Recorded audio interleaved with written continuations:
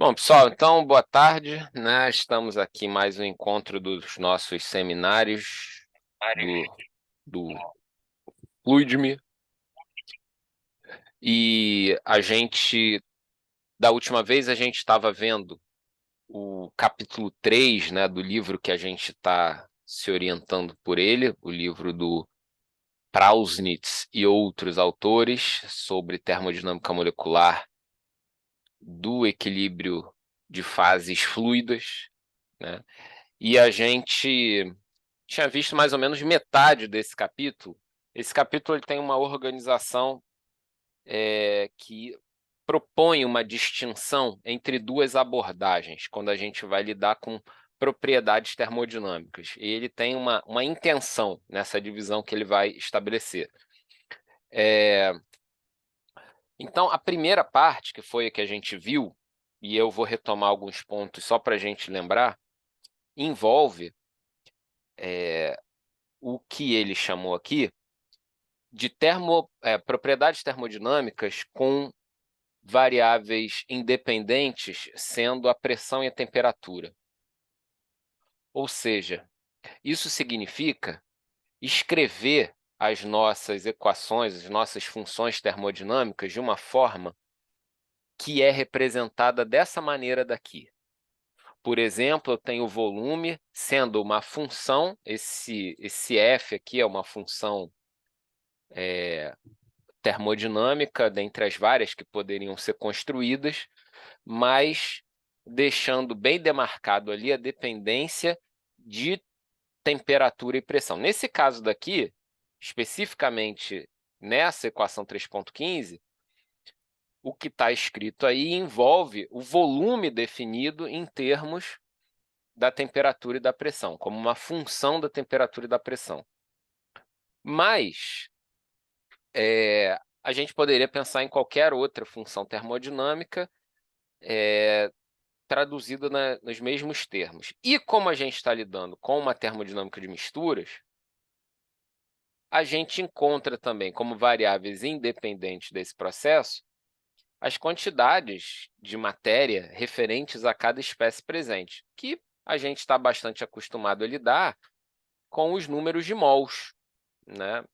Então, da nossa própria lide, né, com as equações de estado, desde há muito tempo na nossa formação em físico-química ou em termodinâmica, os números de mols aparecem ali, mas poderia ser outras grandezas também, como o número de moléculas presentes, a massa de cada uma delas, pensar até em frações mássicas e frações molares, mas algo que traduza a distribuição dessas quantidades, né, de cada componente presentes ali naquela mistura. E aí ele vai construir, do que a gente viu no último encontro, um conjunto de relações significativo para calcular propriedades termodinâmicas, tendo como base a temperatura e a pressão, que, por um lado, teria um apelo, vamos dizer, prático, até interessante, porque são propriedades que, se eu tenho um sistema do tipo um vaso fechado e opaco, né? Imagina um cilindro de aço e que está rolando uma termodinâmica lá dentro dele, vamos dizer assim. Temperatura e pressão são dados que eu avalio experimentalmente com uma facilidade, né, bem considerável. E aí todo o restante das propriedades termodinâmicas vai ser construído, vai ser calculado como funções que envolvem essa temperatura e pressão avaliados de alguma maneira e essas quantidades presentes de cada componente da mistura.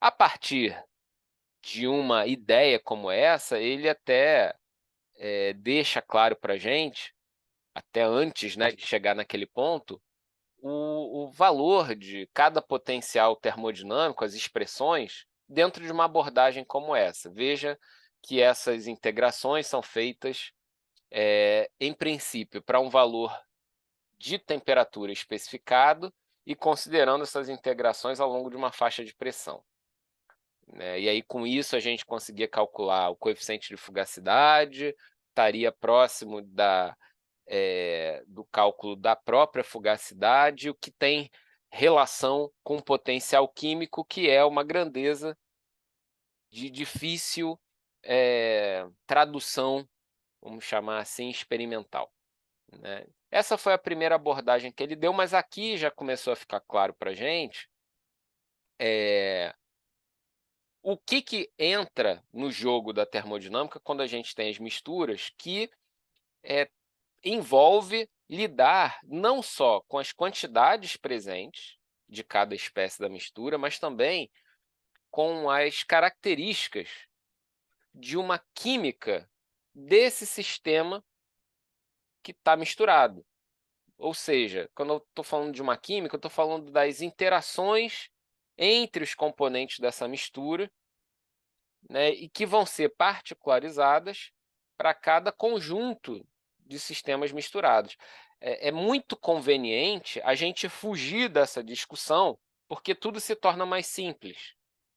Mas quando a gente traz para o jogo da termodinâmica a realidade das misturas, a gente precisa começar a dar corpo a uma discussão que fica, bem distante daquela termodinâmica convencional, que é das substâncias puras, né, basicamente avaliando efeitos de como a temperatura e a pressão mudam o volume e me permite calcular propriedades termodinâmicas, como que a densidade e temperatura, se relacionam com pressão e os potenciais termodinâmicos e tal, mudanças dessa natureza. Mas aqui existe um jogo de relações importante entre essas componentes e que aumenta de maneira significativa a diversidade das propriedades termodinâmicas, a diversidade de comportamento das propriedades termodinâmicas, porque não vai depender apenas da quantidade, mas da natureza de cada uma delas, de como que elas se combinam, de como que elas interagem, né. Então, isso é algo que muda muito a abordagem que a gente precisa dar. E se a gente pensar friamente, olhando uma expressão como essa, que foi um dos resultados importantes do nosso último encontro focado no livro, né, que a gente tem um conjunto grande de componentes daquela mistura, o número de variáveis envolvidas nessa nesse manejo das expressões termodinâmicas vai se tornar cada vez mais complexo em função justamente desses elementos que estão misturados, né. Porque ali, neles é que a gente vai ter uma quantidade maior dessas variáveis e algumas propriedades inerentes a essas misturas têm uma matemática que é fortemente não linear. E aí, se a gente está ligado, né, até nessa palavrinha não linear, nessa expressão, a gente já sabe de antemão o tipo de complicação que vai aparecer quando a gente tiver que organizar essas formulações e fazer com que uma dependa da outra. Ainda mais se a gente estiver interessado em calcular as propriedades de um determinado componente da mistura, como, por exemplo, a fugacidade, que é algo que ele enfatiza bastante, né? Então, é um sistema de equações não linear, fortemente acoplado, que precisa ser resolvido para a gente dominar essa termodinâmica de uma mistura. A situação ainda se torna mais grave quando a gente tem, nesse sistema, fases diferentes, porque eu vou precisar, de alguma maneira, definir as quantidades, de alguma forma, né, seja volumétricas ou de outra maneira, de cada fase presente, que pode haver até mais de uma fase para cada componente. Ou seja, deixa de ser apenas o componente em si, a substância química, mas também o componente e os estados de agregação ou as fases em que ele aparece. Esses estados de agregação podem ser misturas, eu posso ter líquidos misturados ali, posso ter gases misturados ali, e isso formar um conjunto bastante complexo de equações para ser resolvido, que só de pensar um pouco nisso, você veria ou imaginaria a quase impossibilidade de fazer esses tipos de cálculo na mão. Primeiro, pelo tamanho, e segundo, pela forma matemática deles. Então, a parte dessa termodinâmica que abrange os problemas de mistura, ela sempre está muito vinculada a soluções computacionais.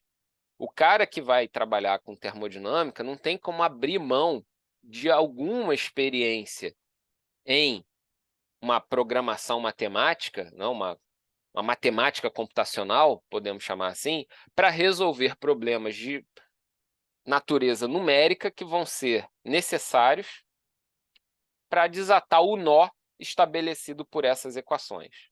Tá?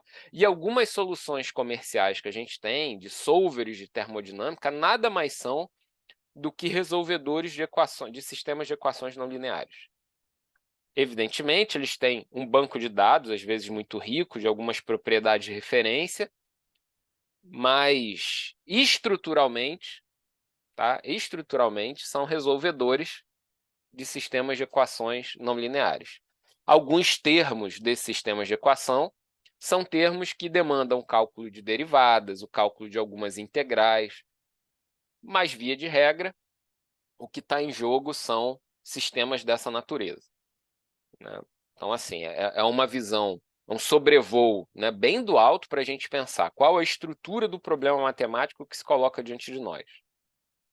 Além disso, algo que a gente também conversou no último encontro, né, nessa retomada temática aqui, envolve um problema de algumas considerações de idealidade que a gente assume para simplificar a nossa vida, como, por exemplo, uma aditividade de volumes que é proposta, por exemplo, pela lei de Amagat, mas isso vale em condições especiais, e a gente tem que estar sempre atento se essas condições pressupostas são razoáveis para o problema que a gente está lidando. E caso essas considerações comecem a entrar em desconfiança, né, a gente precisa ser um pouco mais rigorosos em trazer para jogo as equações de estado que vão valer nas suas propriedades, pressão, temperatura e volume como um todo para o sistema que eu estou lidando, e encontrar regras que que eu tenho que impor sobre a solução do problema para que as propriedades das funções de estado ou das equações de estado elas sejam combinadas de uma maneira que faça sentido. E o exemplo que ele dá por 2 vezes nesse capítulo é um exemplo muito interessante, porque já coloca na nossa discussão a existência, o trabalho com gases reais, e aí ele usa a equação de Van der Waals, e ele vai falar o seguinte: olha, a gente tem um problema muito significativo quando a gente se depara com a equação de Van der Waals.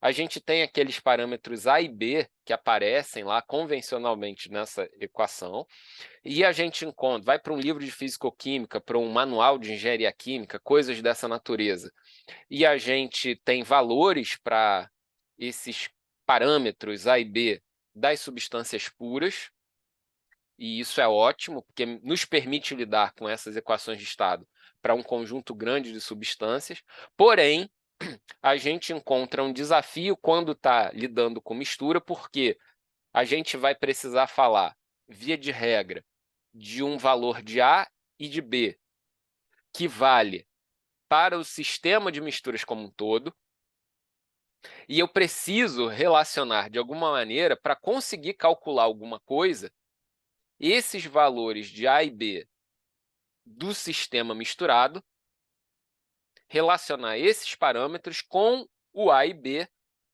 das substâncias puras.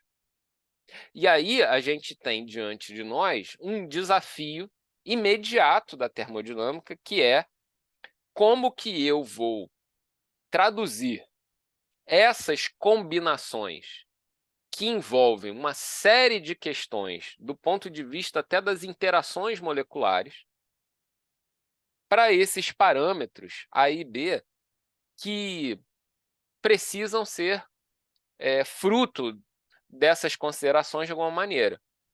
Uma forma da gente lidar com esse problema é você pegar o seu sistema de mistura com uma composição fixa e fazer avaliações experimentais dessas propriedades e chegar num valor de A e B que valem para aquela mistura naquela dada composição. Seria uma obtenção empírica desses parâmetros específica para cada mistura, né, que a gente poderia montar. A gente já pode pensar na inviabilidade desse processo. Quantas combinações de mistura a gente poderia ter, né? Só pensando em misturas binárias, a gente já vê uma riqueza muito grande. Em contrapartida, algumas misturas são especialmente importantes para, eventualmente, a gente encontrar tabelas na literatura, como, por exemplo, uma mistura do tipo ar atmosférico. A gente pode ter um valor de A e B que vale para o ar atmosférico como um todo. E aí, se a gente interpreta esses parâmetros A e B como sendo fruto de dimensões moleculares, como fruto de interações moleculares, é razoável pensar que eles estão ligados, esses parâmetros A e B, a algum tipo de comportamento médio em relação aos componentes puros. Mas ainda assim, que tipo de média vai ser considerada, já que a gente, folheando as primeiras páginas de um livro de estatística, a gente veria que existem vários processos de mediação. É uma média aritmética, uma média geométrica e tal. E será que a gente conseguiria subsídios das informações moleculares mais profundas, lá da quântica, por exemplo, para obter parâmetros que são macroscópicos, esses A e B, porque a gente tem que lembrar que a termodinâmica é uma ciência macroscópica. Então, esses parâmetros A e B são parâmetros macroscópicos. Mas eles, naturalmente, têm sua causa, eles têm sua origem em fenômenos que se dão lá no mundo microscópico. São traduções de comportamentos médios, de alguma maneira, que ocorrem lá. Para fazer esse meio de campo, a gente tem uma teoria muito robusta, muito útil, muito frutífera, que é a termodinâmica estatística, a mecânica estatística. Mas ainda assim, para eu lidar lá na termodinâmica estatística, que é o que alguns de vocês trabalham no nosso grupo, a gente precisa descrever essas interações, mesmo que seja de forma simplificada, usando potenciais clássicos de interação, os campos de força, algo que a Juliana até mostrou na apresentação dela, vinculada à técnica da dinâmica molecular. Mas, assim, de certa maneira, esse A e B, que levam em conta a propriedade do sistema como um todo, para a gente conseguir se organizar minimamente e tornar os nossos cálculos de termodinâmica mais robustos, é muito desejável que eu traduza esses parâmetros do sistema como propriedades das substâncias puras. Tá? E aí a gente se vê no desafio de aplicar sobre a solução do nosso sistema o que a gente chama de regras de mistura. Tá? E notem o seguinte, a gente tem aqui a equação de Van der Waals, com esses parâmetros A e B. Existem outras equações de estado, com outros parâmetros, que se vinculam aos termos pressão, temperatura, volume e tal, em outros arranjos matemáticos. Embora muitas vezes a mesma letra seja utilizada, A e B, se a gente olha, se é um catálogo de equações de estado, a gente vai ver A e B em muitas delas, mas os valores de A e B são específicos para cada equação, mesmo que o nome seja igual. Então, eu ainda preciso pensar na própria forma da equação, como que aquele parâmetro surge, o que está vinculado a ele em termos de considerações mais profundas ou até microscópicas moleculares, para pensar em como combinar eles a partir das substâncias puras para uma regra de mistura. E aí o capítulo exibe algumas formas de se fazer isso, né? Por exemplo, nessa primeira parte, que ele discute o cálculo de propriedades a partir de dados de pressão e temperatura, regras de mistura para, né, um modelo típico de Van der Waals que tem uma forma como essa, né? A gente vê numa equação desse tipo a presença das frações molares de cada substância, e é natural que quanto mais de cada substância ela pese mais nesse valor do A, mas também termos que traduzem interações cruzadas entre essas substâncias, né? Então, imagina um sistema tipo ar atmosférico que, só para a gente imaginar, eu posso considerar como nitrogênio e oxigênio. Duas moléculas diatômicas com uma certa semelhança geométrica.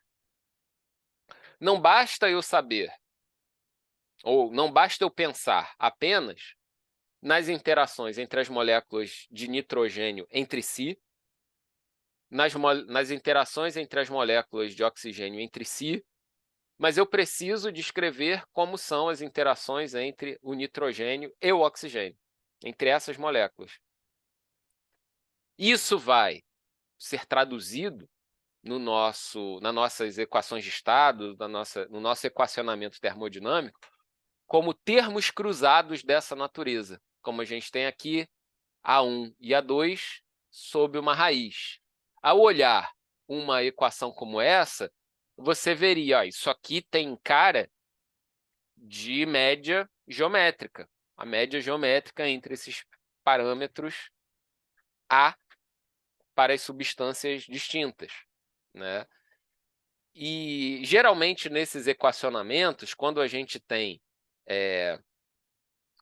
termos multiplicativos, né, como, por exemplo, aqui esse produto de frações molares, isso geralmente está associado a acoplamento, efeitos de acoplamento, né, que é uma estrutura diferente de mera soma. Somas são coisas separáveis com uma certa facilidade, mas os produtos aparecem como um certo acoplamento, como um vínculo entre essas entidades que estão sendo consideradas para eu descrever o meu sistema, um vínculo mais forte do que a mera soma, né? Na soma está tudo meio individual, eu tiro um ou outro, e o sistema continua tendo um valor lá para tal propriedade.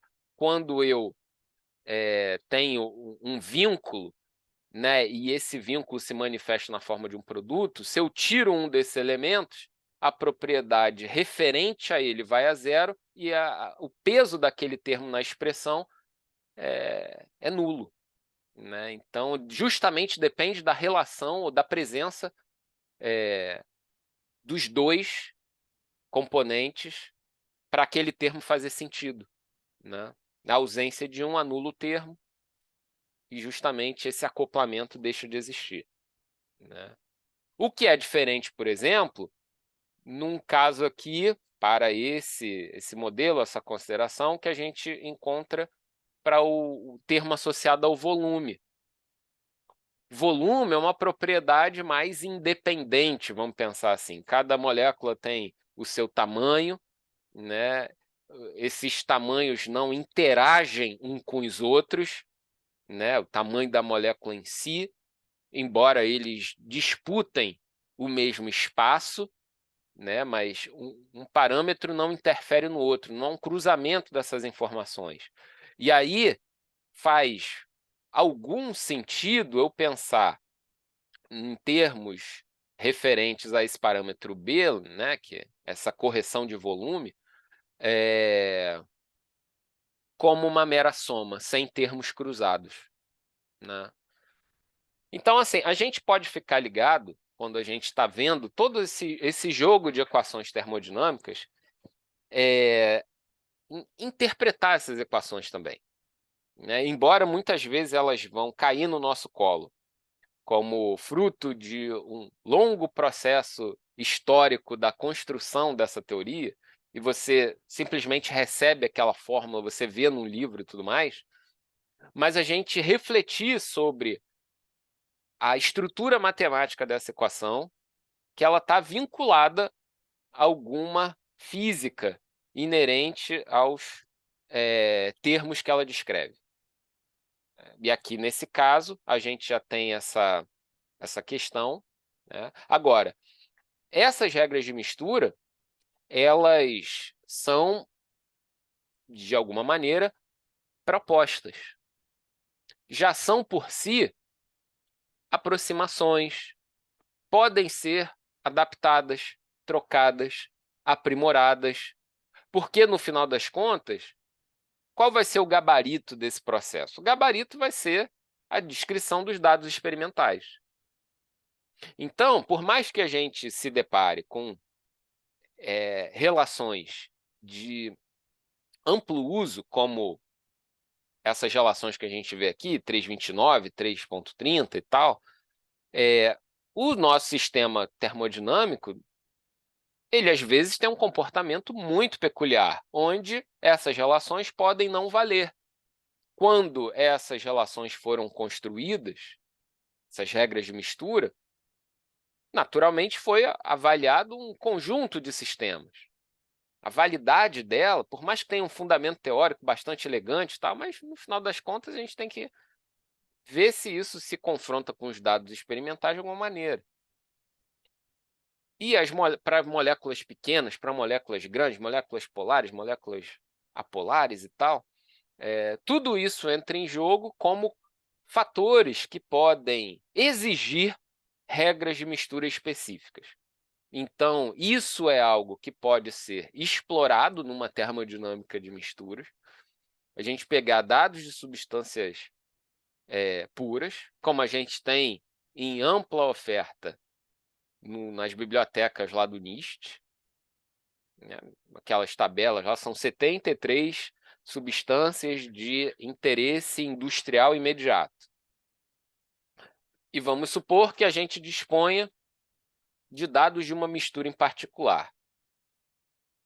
Pensar nesse equacionamento, como que aqueles dados vão reproduzir, ou os dados individuais vão ser capazes de levar os dados da mistura adotando equações de estado específicas e regras de mistura específicas, né, que podem ser até fruto de trabalhos de ajuste matemático, otimização de parâmetros e tudo mais. E nisso eu vou encontrando esses modelos, essas regras, tá, que tentam organizar um pouco esse cenário para a gente ter expressões ou abordagens um pouco mais gerais, né?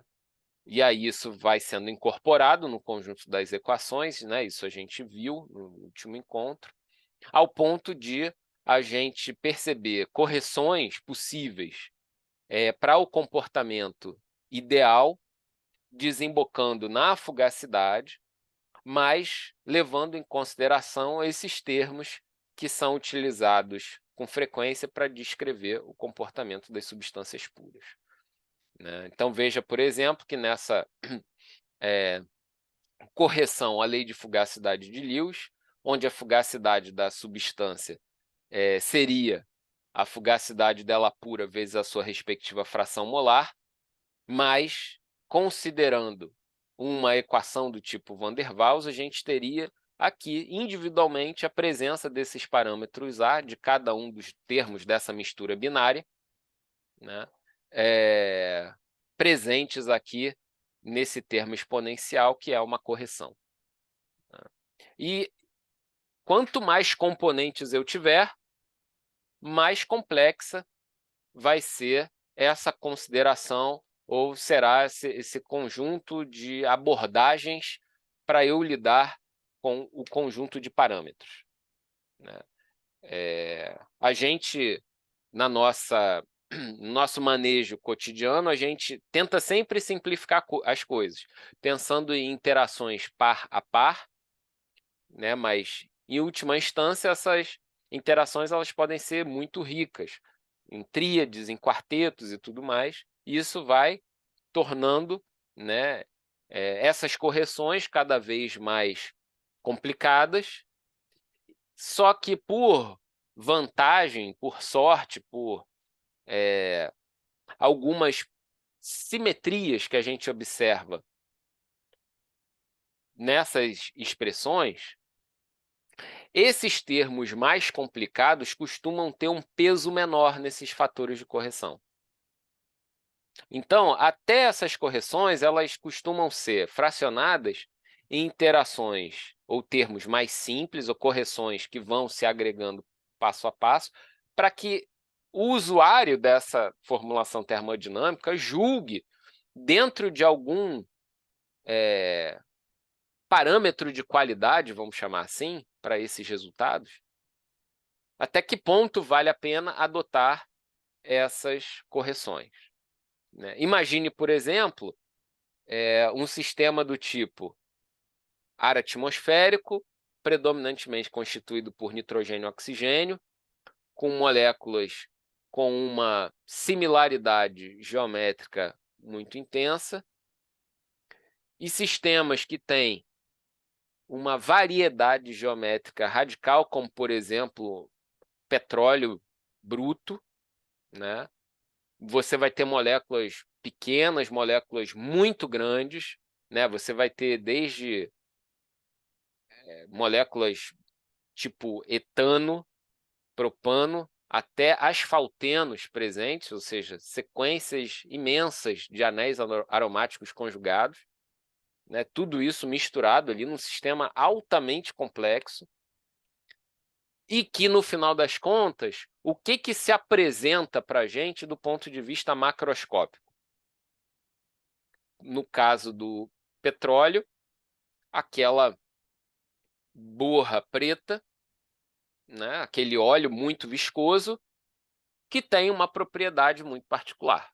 Não são as propriedades dos componentes individuais, mas todos eles estão compartilhando, de alguma maneira, né, esse jogo de relações integrado, acoplado, que a termodinâmica, pelo menos, tenta colocar na mesa o que está em jogo nessas considerações. Tá? Assim, então, em resumo, a gente não pode se perder desse aspecto. A termodinâmica, como uma ciência macroscópica, ela vai estar olhando o pacote ali como um todo. Está vendo o sistema real. Mas essas propriedades que são manipuláveis pela termodinâmica são fruto, evidentemente, do comportamento microscópico ou molecular daquele sistema. E a gente, no nível que a gente está, ou diante do interesse que a gente tem um certo compromisso em estabelecer essas pontes entre o mundo micro e o mundo macro. O meio para a gente estabelecer essas pontes, a gente já reconheceu há algum tempo. Envolve essa termodinâmica que impõe sobre ela, que é fruto, na verdade, desculpa, de uma estatística conduzida sobre os movimentos dos átomos e moléculas. Uma tradução de informações, eu espelho um no outro. E aí a gente vai controlando os nossos processos por um jogo microscópico, traduzindo eles a partir de informações macroscópicas, dados experimentais, equações de estado, e enriquecendo a nossa compreensão do que está acontecendo. Até outras abordagens seguem por esse caminho. Por exemplo, alguns colegas aqui que estão vinculados a uma formação na área de engenharia mecânica estão investigando aí nas suas dissertações de mestrado o problema de choques, né, de perfurações e um efeito bem típico de sistemas sólidos. Mas, no fundo, aqueles fenômenos que macroscopicamente se dão, né, em uma fase sólida traduzem fenômenos de natureza molecular e que aparecem, consequentemente, nas propriedades que são utilizadas nas relações, né, que a gente encontra nessa física dos sólidos macroscópica.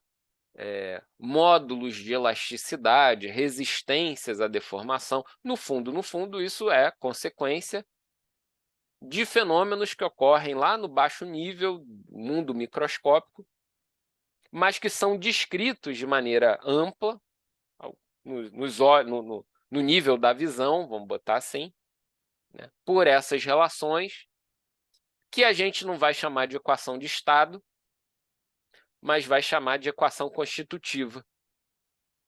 Né? Isso vai valer para os fluidos também. Né?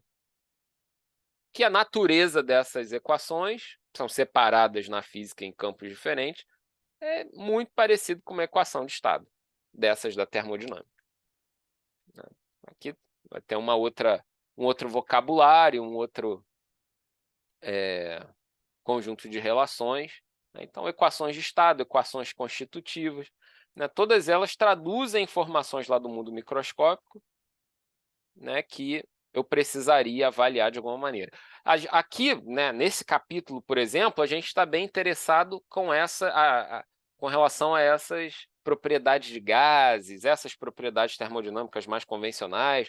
Mas imagina, por exemplo, né, que a gente queira avaliar, acho que não vou falar nenhuma coisa alienígena aqui, né, o módulo de elasticidade de uma liga metálica a partir dos módulos de elasticidade dos metais individualmente. Assim, parece que isso faz sentido, né? Pelo menos esse nosso desejo. Eu tenho uma liga, que é uma mistura. Se é mistura, eu já penso, bom, isso deve ter alguma coisa a ver com termodinâmica.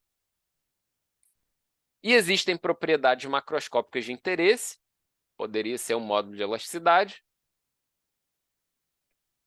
que vai ser muito vantajoso se eu conseguir descrever esse módulo da liga em função das propriedades individuais. E nesse caminho, eu posso ficar atento a efeitos muito particulares que podem surgir nessas combinações, como se fosse uma espécie de potencialização de efeitos. No seguinte sentido, nossa, a substância pura se comporta de uma determinada maneira, a outra substância pura se comporta de uma outra forma, quem sabe, um pouco mais intenso que a primeira, mas seguindo o mesmo comportamento geral. Mas quando eu combino as duas substâncias, os dois metais, que seja, nasce um comportamento novo de uma resistência aumentada. Do ponto de vista macroscópico, a gente nunca vai conseguir dar explicação para isso. A explicação está lá no mundo microscópico.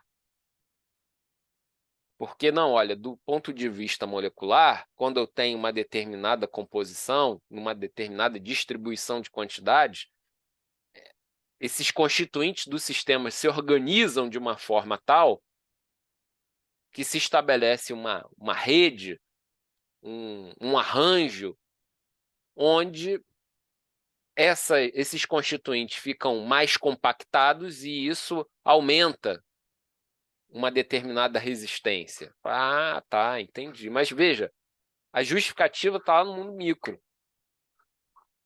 E eu, ao lidar com essas propriedades, como um módulo de elasticidade, eu estou sempre falando macroscopicamente.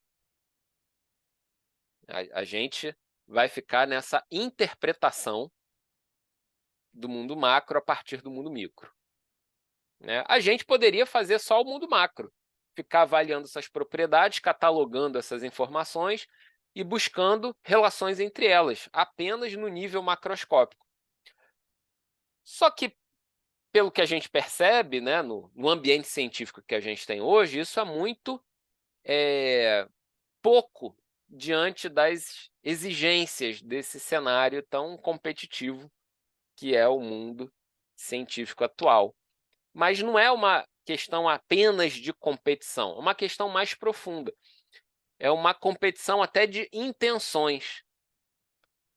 Basta descrever o que eu estou vendo, parece que a gente precisa dar um salto adicional que não é o da mera descrição, mas alcançar o nível da explicação,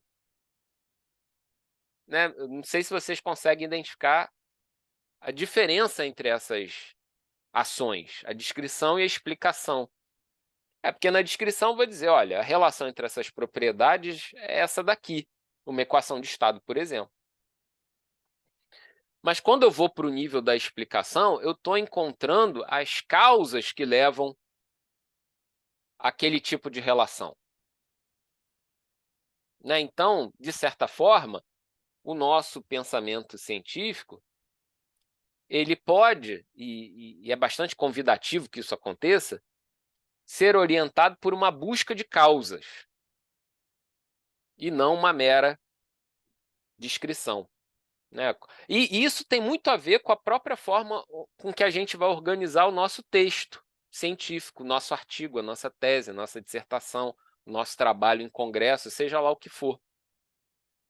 Existe uma etapa, né, da nossa redação que é os resultados e discussão.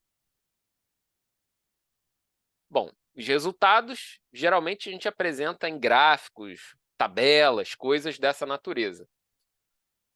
Mas o filé dessa história a gente encontra na discussão, que não pode se limitar a uma mera descrição do que está no gráfico. Olha, aqui sobe, aqui desce. Aqui aumenta 20%, ali diminui 30%. Tudo bem, assim, isso tem valor, isso resume um pouco as informações. Ó, nessa faixa, os resultados são mais interessantes por causa disso, daquilo e tal. Mas a gente vai estar fazendo uma boa discussão se a gente chega no nível de pensar o que pode estar produzindo esse tipo de efeito. Ou seja, dialogar com as causas dos efeitos que a gente vai relatar nos resultados que a gente está mostrando. Então, é como se tivesse dois níveis, né? O primeiro e mais leve, da descrição dos resultados. E um segundo nível, mais maduro, o da explicação dos resultados. Tem coisa que até hoje não tem muita explicação, são desafios científicos. E a gente ainda fica patinando numa fase de descrição, tentando intuir dessa descrição uma explicação. Mas a gente tem que pelo menos ser guiado, né, pela tentativa de explicar alguma coisa. Arriscar dizer alguma coisa, né, arriscar dar alguma explicação, mesmo que preliminar, né? Não é chute, né, mas algo que seja extraível, né, daquela discussão e do conhecimento prévio do assunto, né? E aí a gente vê um percurso muito rico de aprofundamento dentro do que a gente está fazendo, né, do nosso campo específico de trabalho. Na termodinâmica, né, depois desse gancho, a gente vê aqui, primeiro, nesse capítulo 3 aí que a gente está lidando, esse impasse que a gente esbarra aqui nas regras de mistura e que elas vão ser soluções para funcionar, para esse equacionamento dar certo diante dos dados. Num primeiro momento, fica um pouco como descrição. mas aos poucos a gente vai lapidando essa mera descrição para que ela, de alguma forma, sintetize alguma explicação, né? E essa explicação, repito, a gente não vai encontrar meramente no mundo macroscópico, a gente precisa descer de nível, né, para encontrar as causas desses fenômenos, né? Bom, o que a gente viu, né, até nosso último manejo do livro, né, a gente viu como que esses efeitos podem ser mais intensos ou menos intensos em relação aos sistemas que estão sendo misturados, né? Aqui, esse gráfico é um gráfico interessante porque ele mostra uma mistura de nitrogênio com fração molar de 0,9, ou seja, predominantemente nitrogênio, e 1% de...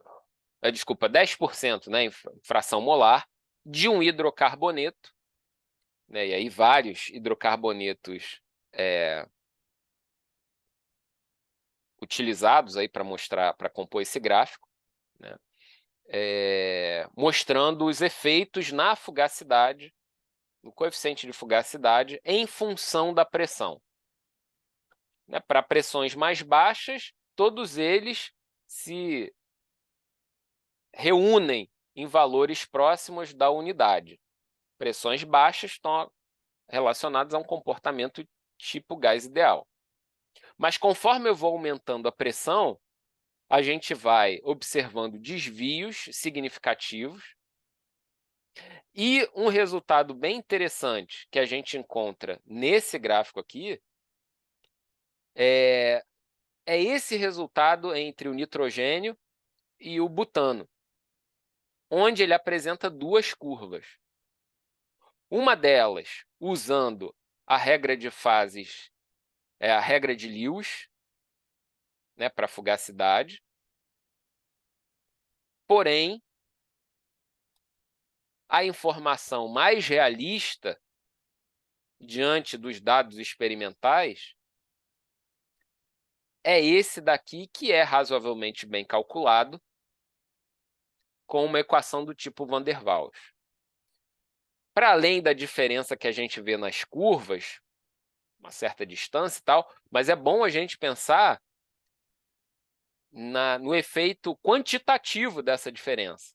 A gente está falando de um coeficiente de fugacidade que vai de 0,58, vamos botar aí aproximadamente 0,6, para a gente pensar mais fácil nos números, para 0,76, 0,75.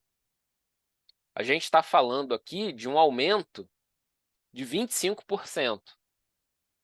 Ou seja, só olhando esse gráfico aqui, esse parâmetro chamado coeficiente de fugacidade, para essa mistura de nitrogênio e hidrocarboneto. O que fica evidente de um gráfico como esse é como que a gente pode cometer erros grosseiros em termos quantitativos. A gente pode errar muito nos números, fazendo considerações simplificadas demais quando a gente está manipulando esse equacionamento termodinâmico. Erros de 25% são erros que não podem ser desprezados com tanta tranquilidade. Às vezes a gente está pensando num sistema de engenharia real que vai lidar com compressão de gases, expansão, isso no mínimo vai se traduzir em consumo de energia.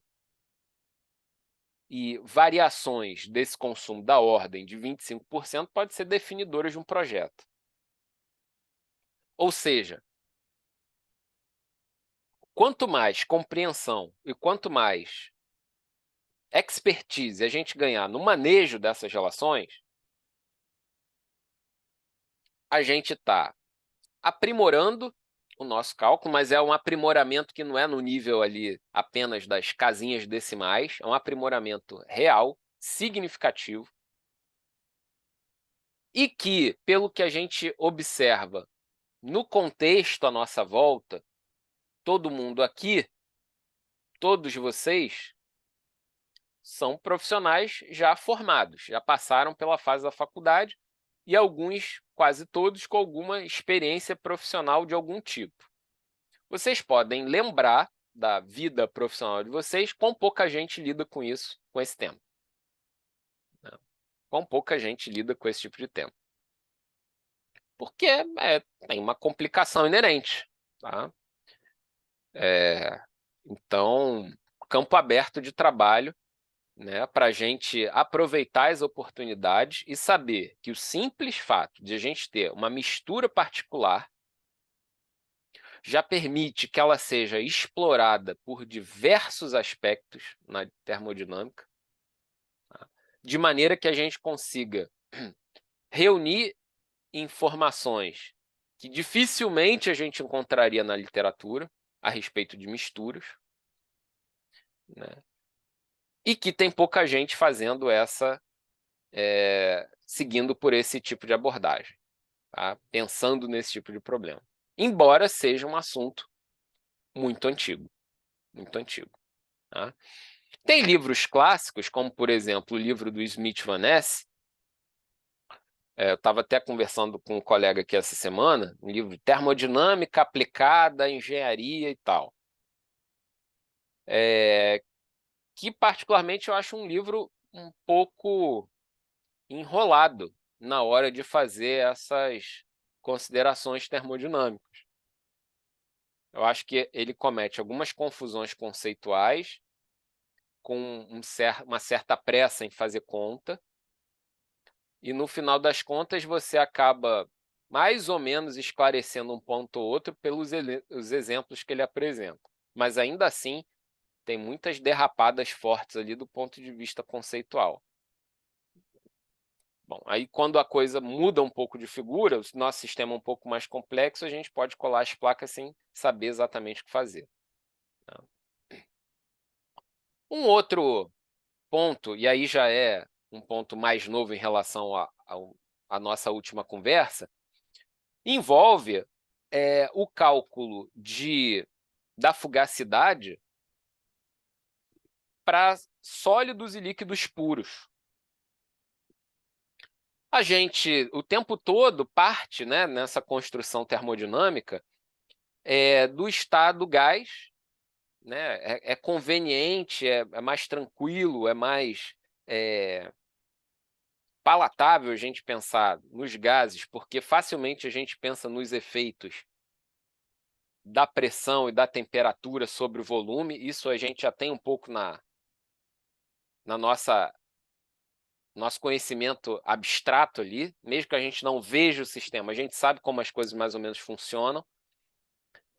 E quando chega nos líquidos e sólidos, a gente já começa a ter um nível de estranhamento, porque a gente já esbarra em alguns limites práticos, como incompressibilidade de líquidos e sólidos, a inexistência de equações de estado bem definidas para esses estados de agregação, né? Aí começa a faltar algumas informações que nos deixam um pouco inseguros de ter o que dizer sobre eles.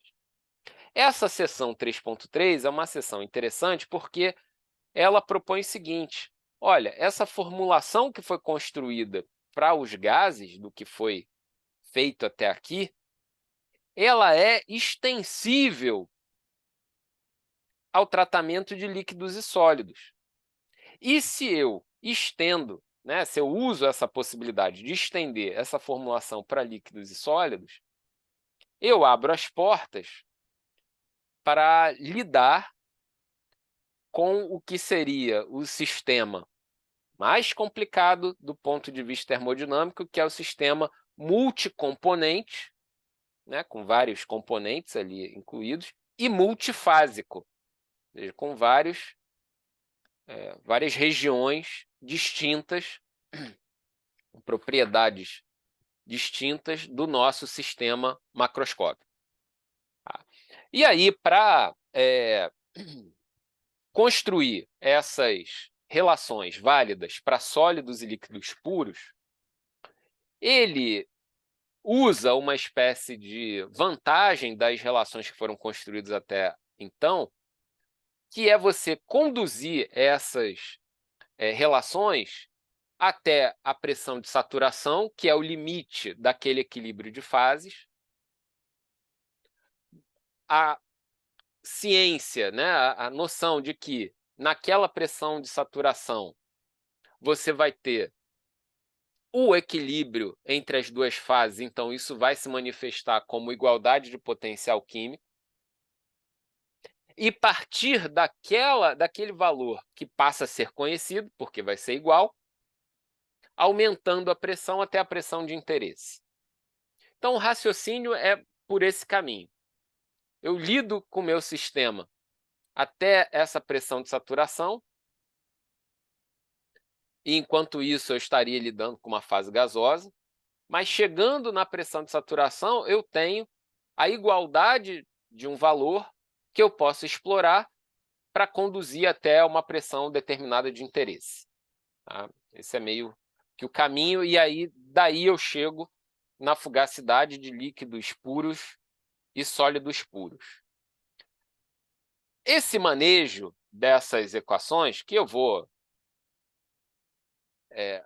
basicamente mostrar os principais resultados, e aqui essa quebra nos termos ele vai construindo aqui, na verdade, o que mais interessa envolve uma relação como essa daqui para a fugacidade das fases condensadas. Esse Czinho que aparece numa relação como essa envolve a fase condensada.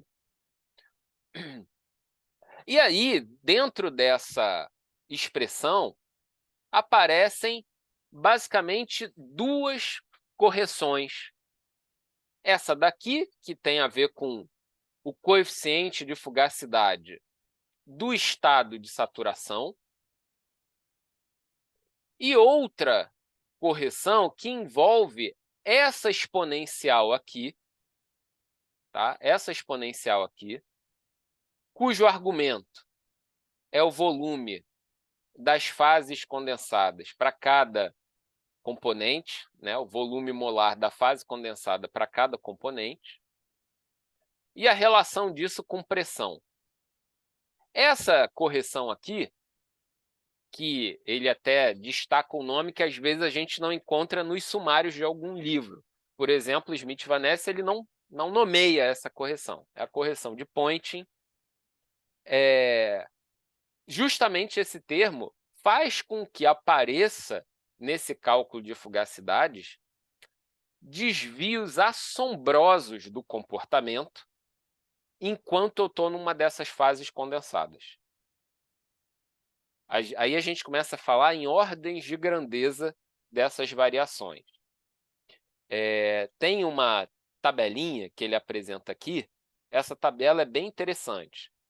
Veja a escala de pressões que ele dá aqui, 1, 10, 100 e 1000, e como que essa correção de Poynting é substancialmente intensa quando eu assumo pressões da ordem de 1000 bar, aproximadamente ali 1000 atmosferas. Né? De 1 até 10, a correção é pequena. De 10 até 100, eu ainda fico dentro de uma ordem de grandeza, da mesma ordem de grandeza, mas nesse salto daqui a gente já tem um aumento brutal na propriedade, né? E que é justamente esse tipo de resistência a variações de volume com a pressão que a gente vai encontrar lá nos sólidos e nos líquidos. De certa forma, o que está em jogo numa correção do tipo correção de Poynting é a possibilidade da gente abrir mão de uma incompressibilidade desse tipo de fase condensada. É justamente a gente descrever como que essas fases são deformáveis por efeitos de pressão. E essas pressões, às vezes, são pressões muito elevadas, ligadas a efeitos de alta compressão, uma termodinâmica quase que geológica, vamos botar assim, né. Galera de geologia tem a geofísica, não se esqueçam dela, né. O pessoal que vai fazer perfurações bem profundas aí na crosta terrestre para tentar descrever o que que tem lá embaixo para a gente tirar a energia de lá, ou até, materiais de lá. Então, eles acabam tendo algum tipo de preocupação na descrição dos sistemas deles, que envolve pressões elevadíssimas, com esse nível, né, de intensidade da pressão, né. As temperaturas, às vezes, são altas, né, no caso geofísico, podem ser até bastante altas, mas aí tem um conjunto de gráficos aqui que é interessante, ó. A gente vê para diferentes pressões, desculpa, para diferentes temperaturas, né, 37,8, 204 graus e 371 graus, como que essa pressão tem um efeito que vai se tornando cada vez mais intenso, sobre a fugacidade, né, sobre a fugacidade. E aí, veja até a frase que ele fala aqui, ó, na temperatura mais alta, essa daqui próxima à temperatura crítica da água, a água líquida não é mais incompressível e sua compressibilidade não pode ser desprezada na correção de Point, né.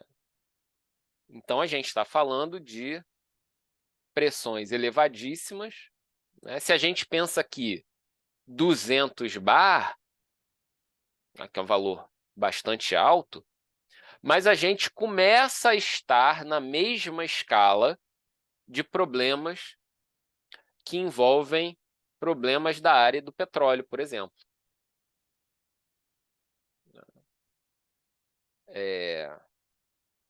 Que vai ter uma termodinâmica muito peculiar, muito particular.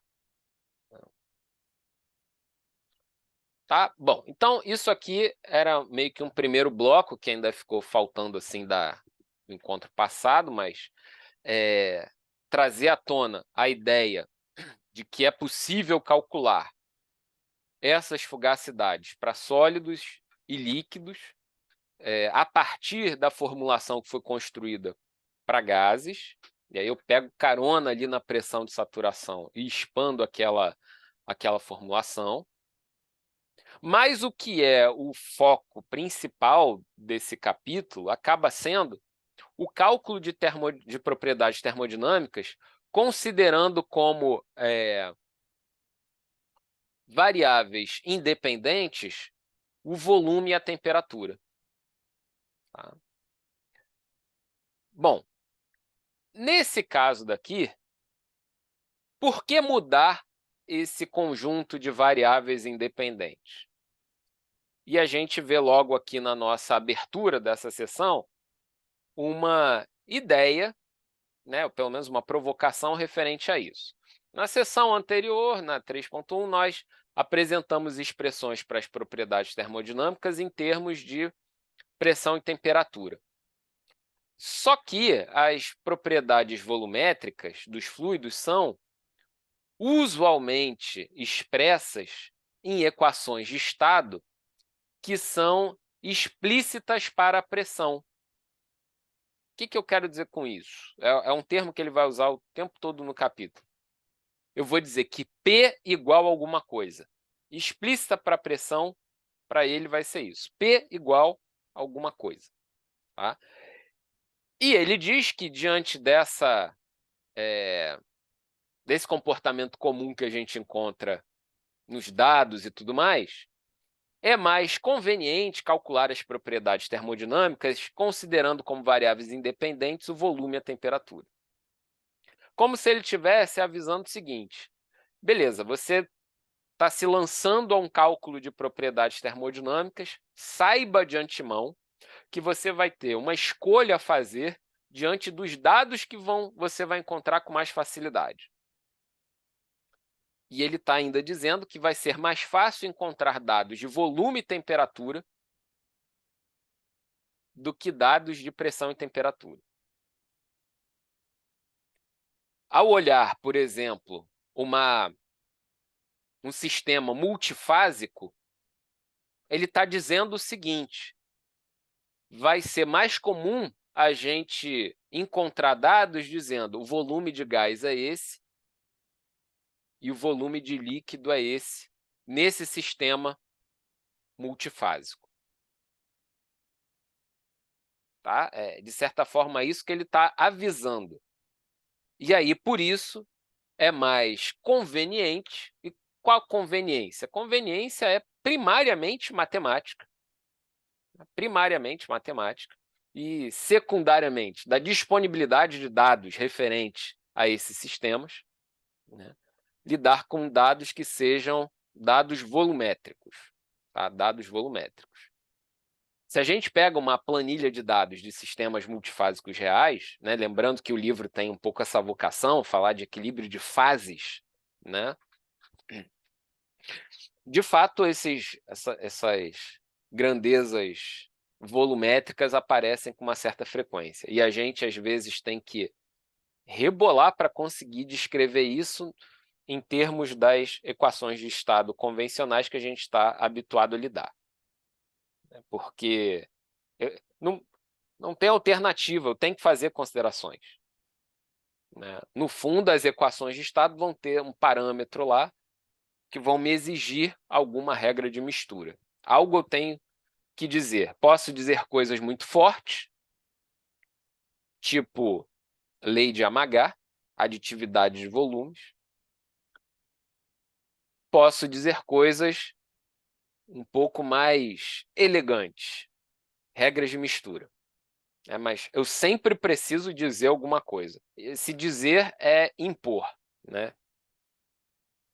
Bom, aí ele parte a uma construção dessas relações dos mesmos moldes do que ele fez no início do capítulo, só que ele, curiosamente, ele dá um salto aqui, dizendo, olha, eu não vou fazer não, tá? Eu parto da energia interna e da entropia, mas eu não vou fazer essa derivação, isso aí vocês vão encontrar lá no livro, nas publicações do BIT, que ele já tinha citado anteriormente, e que eu coloquei para vocês lá no material referente ao encontro passado.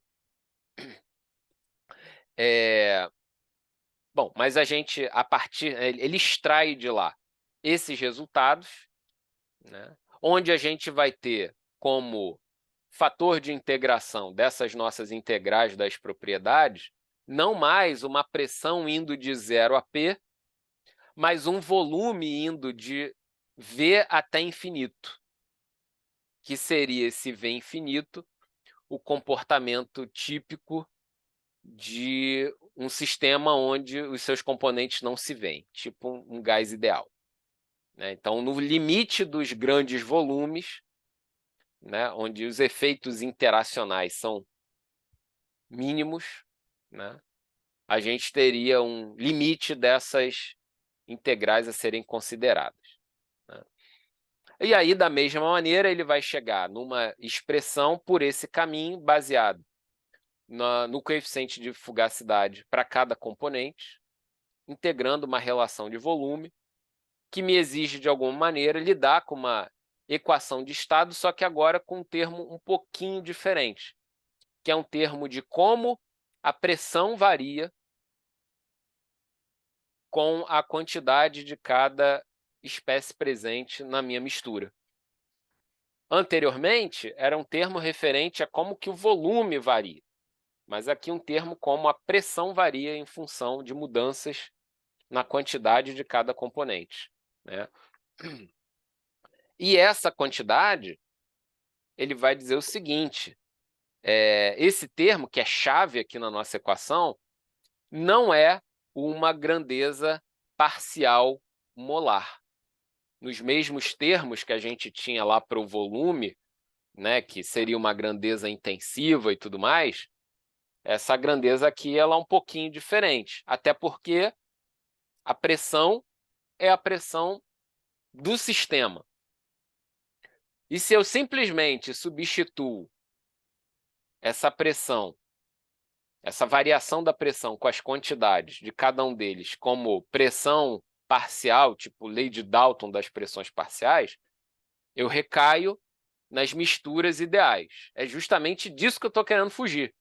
Então, ele fala, ó, esse termo daí é o que vai dar corpo para a discussão. É o termo-chave para o cálculo da fugacidade desses sistemas, porque o resto é até razoavelmente simples, envolve uma integral, basicamente, de 1 sobre volume, isso aqui vai ter cara de logaritmo, e aqui o fator de compressibilidade, que está fora da integral, né?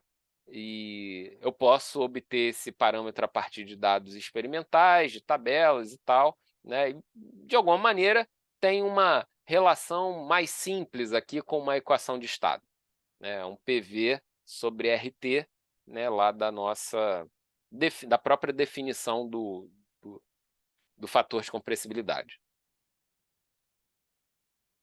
Bom, além disso, ele discute o seguinte, que essa equação ela não é lá tão útil quando eu estou lidando com sistemas puros, tá?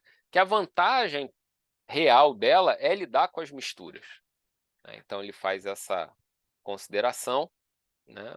Mas o que muda agora em termos estruturais é que as nossas relações são construídas dessa maneira. E, de novo, assim como a gente teve antes, né? A gente vai encontrar um corpo maior de complicações de relações envolvendo as quantidades de cada espécie presente, né? Lógico que existem propriedades que vai depender do total disso, como, por exemplo, uma densidade molar, né? E ela se relaciona com o volume, de alguma maneira, mas eu preciso detalhar isso com um pouco mais de cuidado para que a gente consiga fazer esse cálculo corretamente.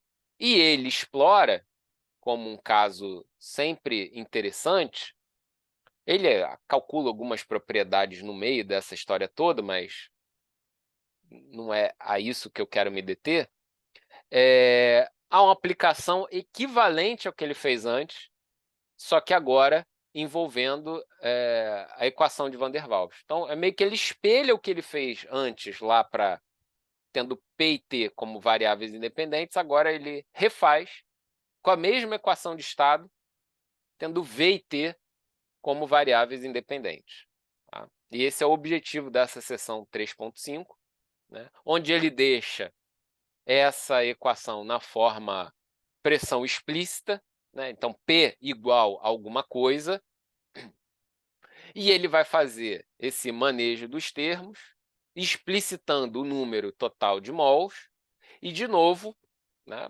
seria esperado, naturalmente, a exigência de se falar algo a respeito do A e B que valem para a mistura a partir dos A's e B's encontrados para as substâncias puras individualmente. Em cima disso, ele apresenta resultados como, por exemplo, esse B por essa abordagem seguiu uma lei do tipo somatório de raízes cúbicas desse valor para a gente calcular a expressão do B global, tá? Embora ele diga o seguinte, olha, para fugir um pouco dessa complicação, né, eu só mudei as variáveis da construção termodinâmica, e a gente já tem uma particularização de uma regra de mistura. Mas isso aqui eu reconheço que é um pouco enrolado. Às vezes é mais prático, mais direto, a gente fazer uma conta assim, né? Mais simples, direto, como somas de frações molares e grandezas individuais, em vez de coisas que levam em conta por exemplo, que esse B estaria associado a moléculas esféricas, né? E daí o volume da esfera, lá, o 4/3 de PR3, e aí a necessidade de tirar essas raízes cúbicas. Não, olha, na prática a gente usa até coisas mais simples assim, e dependendo do caso a gente refina os resultados usando regras de mistura um pouco mais estritas. Mas vejam como isso poderia ser, pensando que a gente está lidando com volume molecular. Eu poderia não lidar com essas moléculas como esféricas, mas pensando nelas como elipsoides, por exemplo, né? E aí elas teriam tamanhos diferentes. A elipsoide a gente vai caracterizar pelo tamanho dos eixos, uma relação dos eixos ali. E trazer isso para jogo numa regra de mistura. Olha, não depende só desses tamanhos, mas depende da própria geometria dessas moléculas, né? Seria comparar o metano com o benzeno. Em termos de forma, são muito diferentes, né?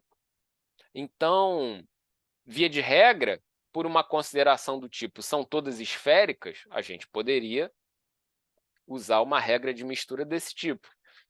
Uma coisa mais aproximada, algo dessa maneira, usando volumes médios moleculares. Mas eu poderia, para casos em que nenhuma e nem outra descrevem bem os resultados, propor novas regras de mistura que vão descrever com mais acerto essa combinação de parâmetros. Tá?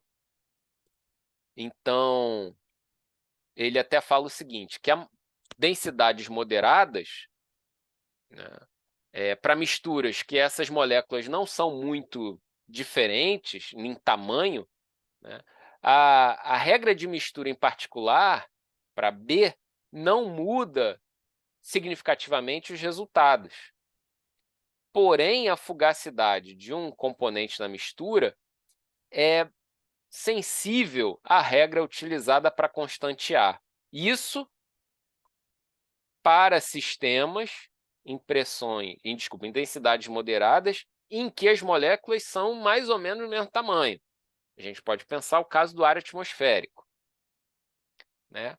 Se a gente interpreta o A como um termo que reflete a força de atração entre duas moléculas, então, para uma mistura, a gente pode querer expressar como uma espécie de média calculada sobre todos os pares de moléculas.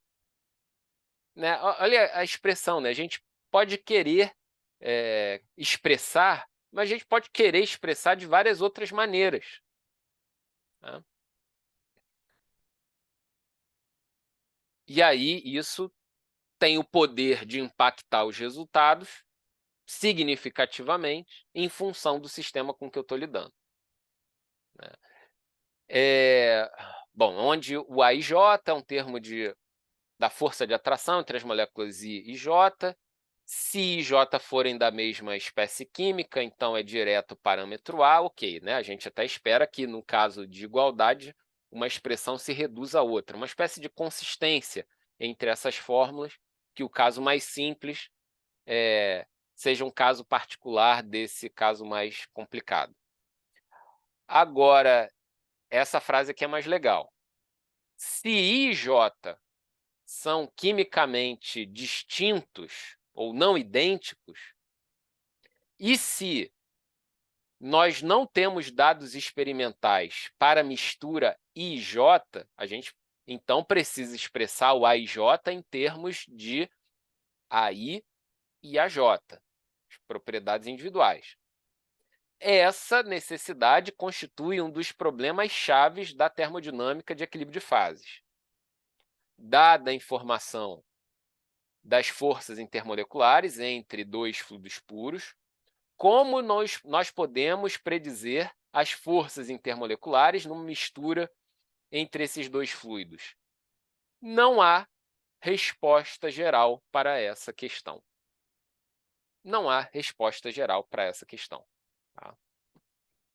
Tanto é que no capítulo seguinte é um capítulo onde ele vai se dedicar a explicar para a gente que forças são essas, para a gente ficar minimamente ligado a tudo que está em jogo quando a gente está pensando nessas regras de mistura.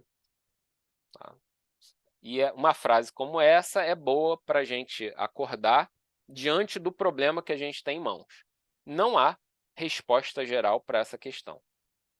Então, imagina, por exemplo, que você está lidando com uma mistura, fazendo uma simulação em dinâmica molecular, a ferramenta que está mais divulgada aqui no nosso grupo, e que, por dinâmica molecular, facilmente a gente obtém dados de temperatura, pressão e volume. É o beabá de dinâmica molecular. A gente pode, às vezes, ficar ansioso em calcular uma série de propriedades mais complicadas, como coeficiente de compressibilidade, de expansão térmica, capacidades térmicas, coeficiente de Joule-Thomson, coeficiente disso, daquilo e tal, tentando descrever essa termodinâmica. Mas vamos pensar que, no mínimo, no beabazão, a gente tem dados de pressão, temperatura e volume que estão relacionados para uma dada composição que eu imponho no meu sistema. E até relembrando da apresentação da Juliana lá atrás. Veja que nas simulações de dinâmica molecular, a gente tem condição de especificar uma condição para que aquela simulação ocorra. Dentre essas especificações, duas que são muito convenientes são as especificações do tipo número total de moléculas, volume e temperatura do sistema. E a outra especificação bastante utilizada é número total de partículas ou moléculas, pressão e temperatura do sistema. Na primeira, eu digo quem é a temperatura, eu digo quem é o volume e sai como resultado para mim a pressão. Ou seja, o resultado é apenas uma grandeza dentre essas três que eu consigo relacionar. Temperatura e volume eu controlo e pressão eu calculo. Na outra abordagem, eu imponho a temperatura e a pressão, esses eu controlo, e o volume eu calculo. Só com isso, só com esse cálculo dessas propriedades baseados nas interações que eu imponho sobre o sistema de moléculas, eu já tenho condições de brincar com muita coisa relacionada com esse capítulo 3. No mínimo, pensar, não, eu quero forçar a barra para uma equação de estado do tipo equação de Van der Waals funcionar para mistura, mas eu quero usar os meus dados de simulação para obter as regras de mistura adequadas, para analisar os limites de validade dessas regras de mistura, para pensar se nas pressões de trabalho que eu sou demandado, essas regras de mistura continuam valendo. Porque A e B, numa equação tipo Van der Waals, são parâmetros definidos para o sistema como um todo. Agora, como que eles se ligam às propriedades das substâncias puras é uma questão a se determinar. No meio ali do Van der Waals, esse A e B do sistema como um todo vai ter um mar de coisas ali dentro, que vão se tornar mais ou menos relevantes em função dessa condição microscópica que o sistema se organiza, né? Então, dizer que não tem uma resposta geral para essa questão é para a gente um convite para o trabalho. Não tem regra geral, mas existem comportamentos rastreáveis que vão ter uma certa semelhança para determinadas condições ou sistemas. Como se eu começasse a organizar. Tipo, não tem resposta geral, mas tudo vira um caso particular? Pois é, também não é assim. Quando a gente está lidando com essa descrição da natureza, né, a primeira etapa, descrição da natureza, a gente tenta encontrar as semelhanças. E nessas semelhanças a gente vai categorizando as coisas em classes ou categorias, né, para que essas nossas descrições tenham alguma capacidade preditiva, para que a gente consiga, a partir dessas relações gerais dentro de um limite de validade, que a gente consiga prever minimamente o comportamento de um sistema que eu não tive a chance de avaliar, né? Dadas naturalmente as semelhanças, né, entre esses constituintes. Então, não tem resposta geral, mas tem várias respostas agrupadas possíveis. E isso é um pouco a nossa tônica de trabalho. Encontrar essas regularidades, mesmo que sejam por categorias, né, no manejo desses dados experimentais. Veja, por exemplo, deixa eu pegar uma imagem aqui, bem, só abrir aqui o navegador, só um segundo. Deixa eu pegar uma imagem aqui, peraí.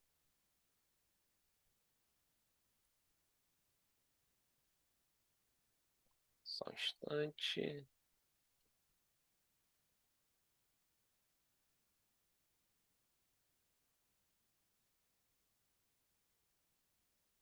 A imagem super conhecida da gente, mas que já traduz essa regularidade. Deixa eu abrir aqui.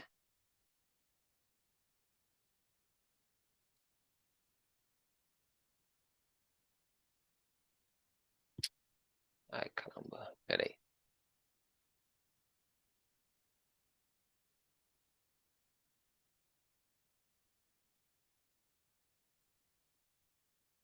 A imagem baixou ao invés de abrir. Só um segundo. Se vocês quiserem fazer algum comentário também, tá? Por favor, fiquem livres aí.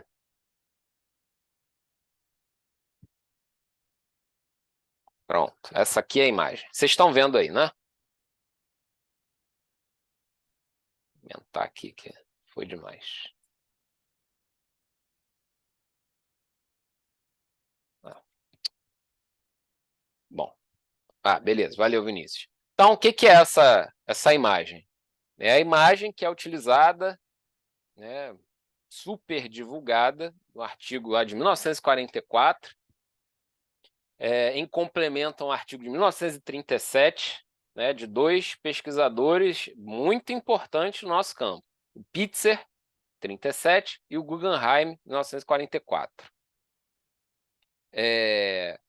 A gente tem aqui um comportamento de grandezas termodinâmicas, temperatura e massa específica, temperatura e volume, de certa maneira,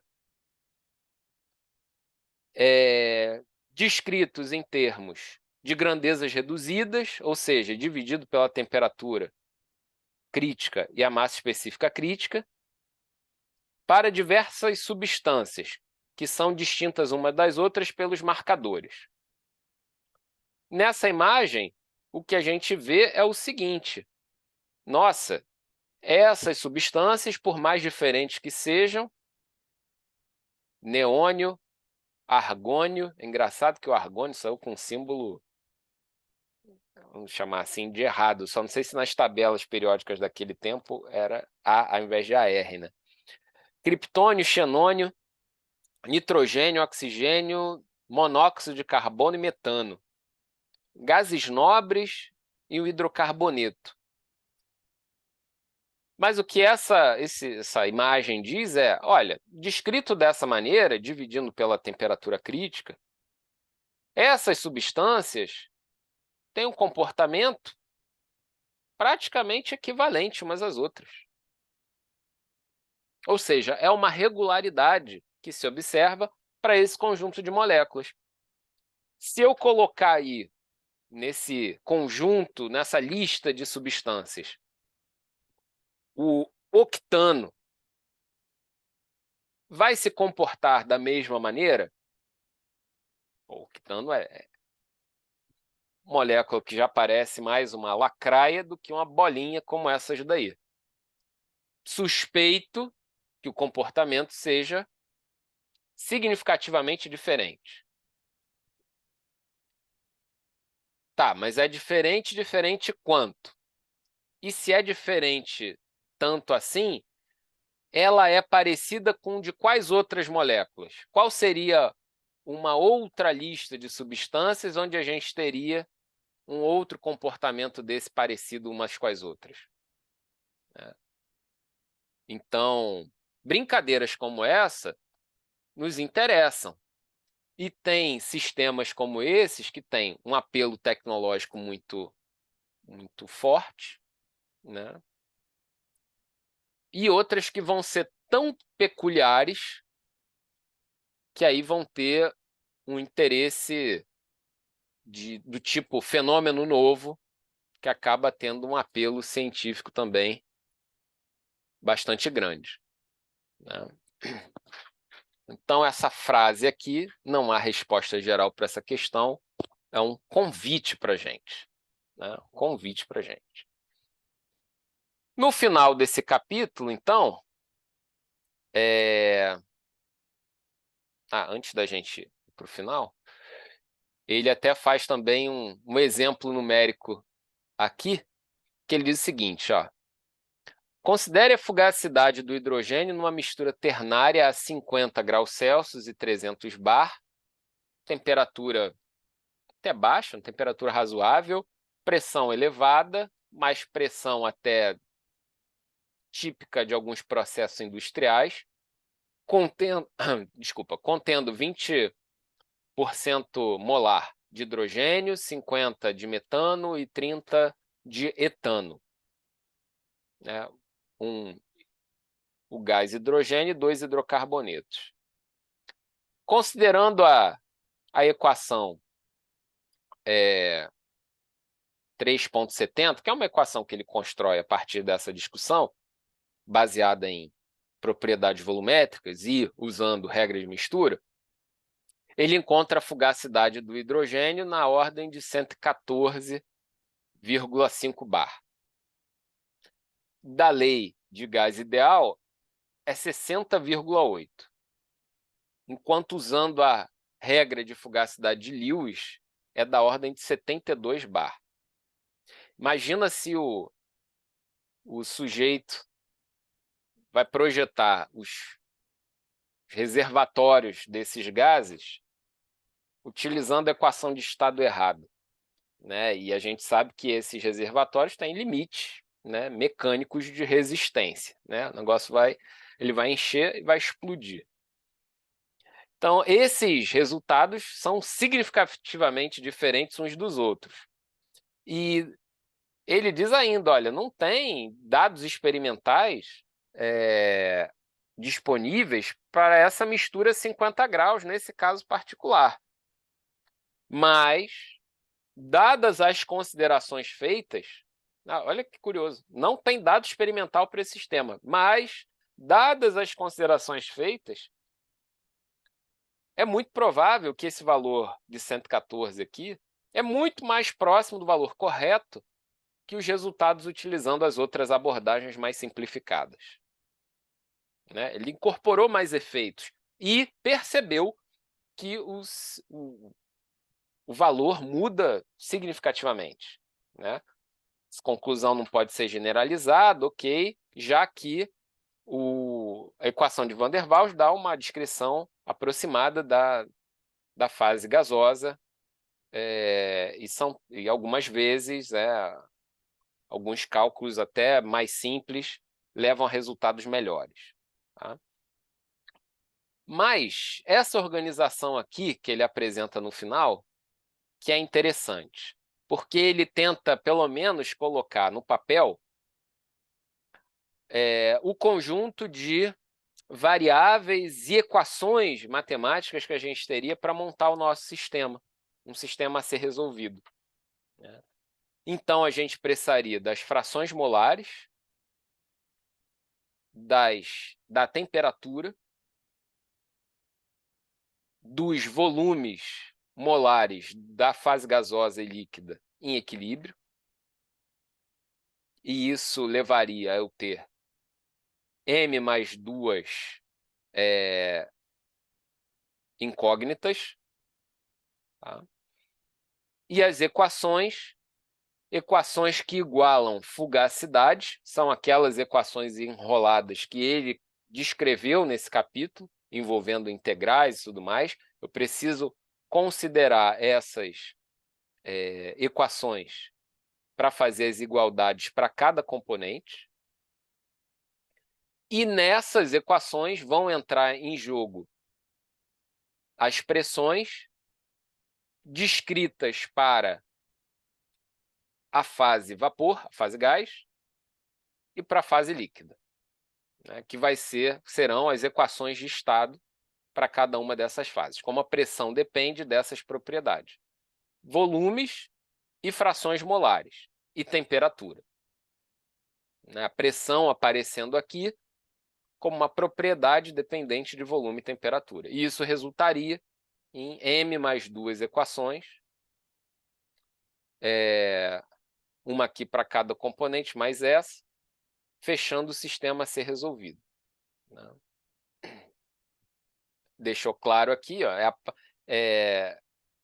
o esforço computacional é grande, né? Principalmente se a equação de estado não for simples e o número de componentes for alto. Tá? Isso é esperado, isso acho que está bastante claro para a gente. Né? Se esse capítulo serviu para alguma coisa, foi para ter noção do tamanho do problema. Né? Às vezes a gente vê essas relações apresentadas de forma muito fragmentadas, né? Mas aqui ele meio que junta essa discussão dizendo um pouco, pelo menos no aspecto teórico, conceitual, ainda abstrato, ele não se ocupa muito em organizar um exemplo. Né? Eu acho que isso seria um desafio bacana para a gente, tentar colocar isso no papel de alguma forma. Né? No papel não, no MATLAB, né? Convenhamos. Mas mesmo assim, eu acho que ele deixa bastante claro qual é o desafio envolvendo uma termodinâmica de misturas. Ver se tinha mais alguma coisa aqui. Não, referência, referência, referência. Bom, pela hora que a gente está, a gente pode encerrar por aqui hoje. Né? O capítulo 4, né, eu acho que não tem tanta vantagem a gente trabalhar ele aqui na nossa discussão. Pelo menos nesse momento, eu acho que vale a pena a gente avançar mais para outras coisas, em outros encontros que a gente foi esbarrando com o livro. Né? Por exemplo, o Leão, quando estava aqui com a gente, ele falou lá das soluções de eletrólito, né? É um capítulo do livro, um capítulo lá da frente. Ele trouxe a discussão, antecipou a discussão no dia que ele apresentou. Esse capítulo de forças intermoleculares, então, ele vai começar a entrar no jogo de, olha, a gente precisa separar os efeitos moleculares que compõem o nosso sistema microscópico. Eu acho que vale uma leitura desse capítulo. Ele está organizado, está bastante razoável, né? Principalmente essa primeira parte aqui, forças intermoleculares. Tá? Então, ele vai mostrar alguns modelos, ele vai falar de forças de atração, forças de repulsão, entre centros de carga, entre dipolos, entre quadrupolos, pensando lá no mundo molecular, que é justamente a base da construção dos campos de força. É justamente a base de construção dos campos de força. São modelos clássicos, simplificados. Quando a gente fala modelos clássicos, são modelos que não são quânticos, vamos chamar assim, que a gente não vai resolver nenhuma equação da química quântica ou da mecânica quântica. A gente descreve essas interações dessa maneira para dar conta de atrações e repulsões, que são os fenômenos mais elementares, lá do mundo microscópico. Tá? Então, acho que vale a pena, pelo menos, a leitura desse capítulo inicial, né? Fica, vamos dizer aí, eu vou marcar lá no Classroom quais sessões exatamente valem a pena. Tá? É um capítulo extenso, tá? Mas eu acho que a gente que está lidando com essas coisas, a gente não pode cometer gafes conceituais, que eu acho que estão bem tratadas aí, estão pelo menos organizadas, sumarizadas nesse capítulo, tá? Porque a gente tem que discutir nos nossos trabalhos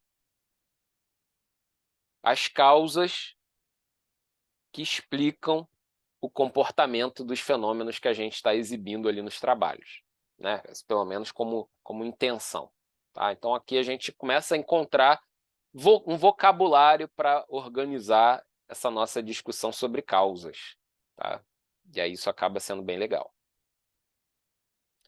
Beleza, pessoal? Então, por hoje ficamos nesse ponto. Tá? No próximo encontro a gente continua, eu entro em contato com vocês. Mas fechamos esse capítulo importante aí do livro. Se vocês tiverem sugestões, alguma coisa que vocês estão esbarrando aí nas pesquisas individuais que vocês estão conduzindo, fala com a gente, né, que é sempre muito bem-vindo. Alguma experiência prévia de um curso que você tenha feito, tá? Isso é sempre legal. Beleza? Então é isso, pessoal. Boa tarde a todos. E depois eu faço o upload do material lá no nosso Classroom. Valeu, até a próxima!